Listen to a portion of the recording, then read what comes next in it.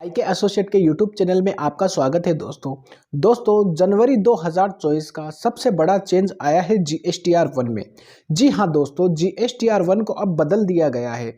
GSTR 1 की जो table थी 13 तक, अब उसको बढ़ाकर 14-15 और ऐड कर दिया गया था। और इसकी वजह से ही जो जीएसटीआर 1 में चेंज हुआ है, इसी की वजह से जीएसटीआर 3 भी ऑटो पॉपुलेट होगा। क्या है वो चेंज और क्या ऐड हुआ है जीएसटीआर 1 में, तो एंड तक हमारे साथ बने रहिएगा। अभी तक आपने हमारे चैनल को सब्सक्राइब नहीं किया तो सब्सक्राइब कर दीजिएगा। तो चलिए चलते हैं मेरे इस कंप्यूटर स्क्रीन की तरफ।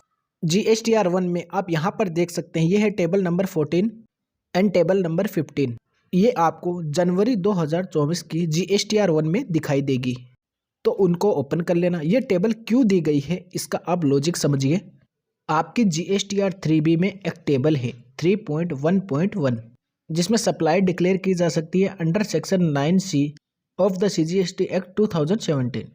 सेक्शन 9(5) क्या है, तो 9(5) में ना तो सप्लायर टैक्स पे करता है और ना ही रिसिपेंट टैक्स पे करता है, बल्कि ई कॉमर्स ऑपरेटर टैक्स पे करता है।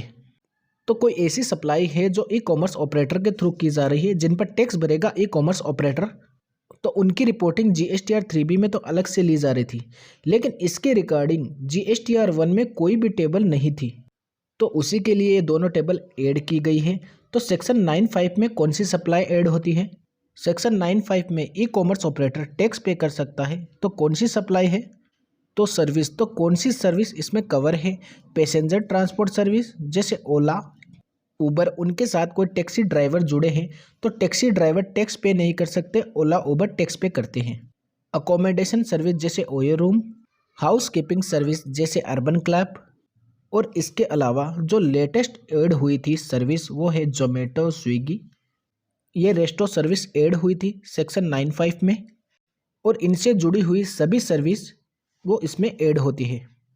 तो ये है हमारा सेक्शन 9(5), जिससे related table already GSTR 3B में थी। तो गवर्नमेंट ने चाहा ये टेबल ऑटो फिल हो जाए, तो इस टेबल को ऑटो फिल कराने के लिए क्या करना पड़ेगा? जीएसटीआर 1 में टेबल को ऐड करना पड़ेगा, राइट। तो टेबल नंबर 14 और टेबल नंबर 15 जीएसटीआर 1 में ऐड हो गई है। जनवरी से आपको भरनी है। जो टेबल नंबर 14 है उसमें आएगी supply made through e commerce operator. तो इसे कौन फाइल करेंगे? ऐसे रजिस्टर्ड टैक्स पेयर जो सप्लाई कर रहे हैं थ्रू ई कॉमर्स ऑपरेटर।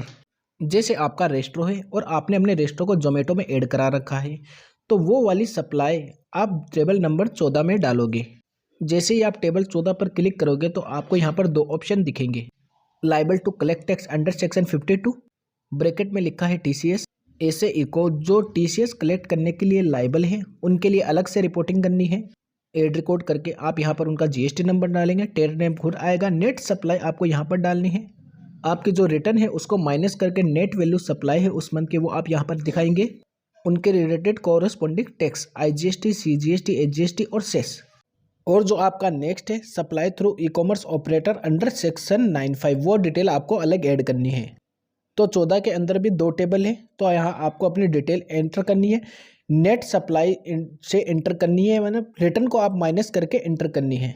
अब बात करते हैं टेबल नंबर 15 की। ये सप्लाई अंडर सेक्शन 9(5), ये कैसे भरना है? टेबल 15 ई कॉमर्स ऑपरेटर को, जैसे जोमेटो, स्विगी, ओला, क्यूब, ओबर, ओयूरूम एक्सेट्रा, ये कई तरह की सप्लाई अलग अलग रिपोर्ट करेंगे। Registered to register, registered to unregistered, unregistered to register, unregistered to unregistered. जितने भी पर्सन इनके साथ जुड़े हैं, जैसे रजिस्टर्ड जुड़ा है रजिस्टर को करेंगे। फिर इसमें आपको ऐड करनी है डिटेल। क्या डिटेल इसमें ऐड होगी? इसमें सप्लायर का जीएसटी नंबर, नाम अपने आप आएगा। रिसिपेंट का जीएसटी नंबर, रिसिपेंट का नेम, डॉक्यूमेंट नंबर, सप्लाई की date, total value of supply, place of supply. फिर नीचे टैक्स डिटेल आ जाएगी, रेट के हिसाब से टैक्स डिटेल डालनी है आपको। अगली टेबल रहेगी हमारी रजिस्टर्ड टू अनरजिस्टर्ड। तो रजिस्टर्ड पर्सन ने अनरजिस्टर्ड पर्सन को की है B2C सप्लाई, उस केस में सप्लायर का GST number, POS, taxable value, supply का टाइप ऑफ रेट, नीचे टैक्स डालने की ऑप्शन आ जाएगी। अब नेक्स्ट रहेगा अनरजिस्टर्ड पर्सन से रजिस्टर्ड पर्सन को, तो उस केस में रिसिपेंट का जीएसटी नंबर, रिसिपेंट का नाम, डॉक्यूमेंट का नंबर, डॉक्यूमेंट की डेट, टोटल वैल्यू, पीओएस और सप्लाई टाइप, नीचे टैक्स डालने की ऑप्शन। अगर अनरजिस्टर्ड ने अनरजिस्टर्ड को ही सप्लाई की है तो फिर वो रहेगा place of supply, taxable value, supply type of rate. इससे पहले आपको जीएसटीआर 1 में टेबल 30 लास्ट दिखती थी, इसके बाद अमेंडमेंट की टेबल आ जाती थी। अब आपको टेबल नंबर 14 भी दिखेगी, टेबल नंबर 15 भी दिखेगी। तो मैंने आपको बता दिया टेबल नंबर 14 कौन भरेगा, जिसने सप्लाई की है थ्रू इको, और 15 कौन भरेंगे, जो इको है, जो अंडर सेक्शन 95 टैक्स पे करने के लिए लायबल है। बहुत इंपॉर्टेंट चेंज है, आपने समझ लिया होगा। अब आपकी ड्यूटी बनती है, आप ज़्यादा से ज़्यादा शेयर करिए इसको, ताकि लोगों तक ये बातें पहुंच सके।